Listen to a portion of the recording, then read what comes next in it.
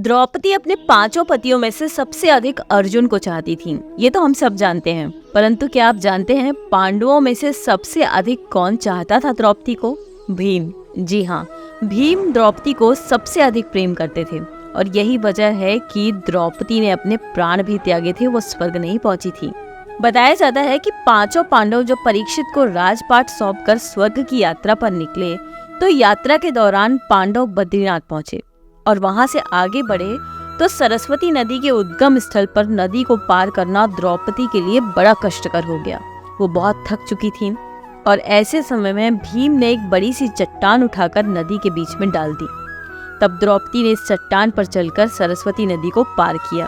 कहते हैं कि माणा गांव में सरस्वती के उद्गम स्थान पर आज भी इस चट्टान को देखा जा सकता है और इसे वर्तमान में भीम पुल भी कहा जाता है। अब हुआ यूं कि यहाँ से सभी आगे चल पड़े युधिष्ठिर के कुत्ते सहित। थोड़ा ही आगे गए थे कि अचानक द्रौपदी लड़खड़ाई और देखते ही देखते नीचे गिर पड़ी।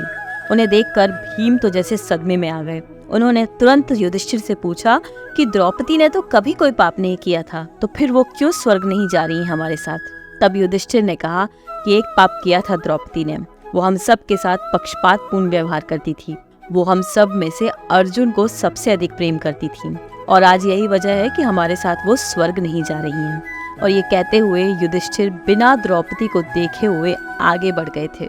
बताया जाता है कि इस यात्रा के दौरान द्रौपदी को इस बात का एहसास हो गया था कि उन्हें सबसे अधिक प्रेम भीम ही करते हैं और तब उन्होंने ये भी कहा था कि अगले जन्म में मैं भीम की पत्नी बनना चाहूंगी, क्योंकि वो ही मुझे सबसे अधिक प्रेम करते हैं। उन्होंने ही मुझे अंत समय तक संभाल कर रखा है।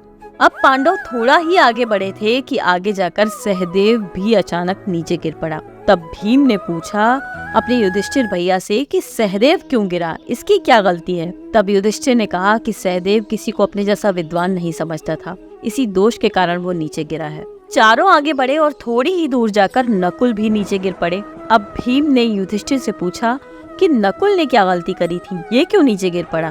तब युधिष्ठिर ने बताया कि नकुल को अपने रूप पर बहुत अभिमान हो गया था और आज यही वजह है कि उसकी ये गति हुई है। इस तरह युधिष्ठिर, भीम और अर्जुन अब स्वर्ग के रास्ते पर आगे जाने लगे। थोड़ी ही दूर पहुंचे थे कि अर्जुन भी नीचे गिर पड़े। तब भीम ने कहा कि अर्जुन क्यों? तब उन्होंने कहा कि अर्जुन को अपने पराक्रम पर बड़ा अभिमान हो गया था। अर्जुन ने कहा था कि मैं एक ही दिन में शत्रुओं का नाश कर दूंगा, लेकिन वो ऐसा कुछ नहीं कर पाए और अपने अभिमान के कारण ही अर्जुन की आज ये हालत हुई है कि वो हम सब के साथ स्वर्ग नहीं जा पा रहा। अब भीम, युधिष्ठिर और उनका कुत्ता आगे चल पड़ा। थोड़ी ही दूर गया था कि भीम भी लड़खड़ाकर गिरने लगे और गिरते गिरते उन्होंने अपने बारे में पूछा और तब युधिष्ठिर ने बताया कि तुम खाना बहुत खाते थे भीम, तुम धरती पर एक तरह से बोझ थे, तुम अपने बल का झूठा प्रदर्शन करते थे, इसलिए तुम्हें आज भूमि पर गिरना पड़ा है। और यह कहकर युधिष्ठिर आगे चल पड़े अपने उस कुत्ते के साथ। युधिष्ठिर कुछ दूर ही चले थे कि उन्हें स्वर्ग ले जाने के लिए स्वयं देवराज इंद्र अपना रथ लेकर आ गए। तब युधिष्ठिर ने इंद्र से कहा कि मेरे भाई और द्रौपदी मार्ग में गिरे पड़े हैं, वे भी हमारे साथ चले, ऐसी कुछ व्यवस्था कीजिए। तब इंद्र ने कहा कि वे सभी शरीर त्याग कर पहले ही स्वर्ग पहुंच चुके हैं, लेकिन आप सशरीर स्वर्ग चलेंगे। तब इंद्र की बात सुनकर युधिष्ठिर ने कहा कि मेरा यह कुत्ता भी मेरे साथ चलेगा, लेकिन इंद्र ने ऐसा करने से मना कर दिया। काफी देर समझाने पर भी युधिष्ठिर बिना कुत्ते के स्वर्ग जाने के लिए तैयार नहीं हुए और तब कुत्ते के रूप में यमराज अपने वास्तविक रूप में प्रकट हुए और युधिष्ठिर को अपने धर्म में स्थित देखकर यमराज बहुत खुश हो गए। इसके बाद इंद्र और युधिष्ठिर रथ में बैठकर स्वर्ग की ओर निकल पड़े। यानी कि केवल युधिष्ठिर थे जो सशरीर स्वर्ग तक गए थे।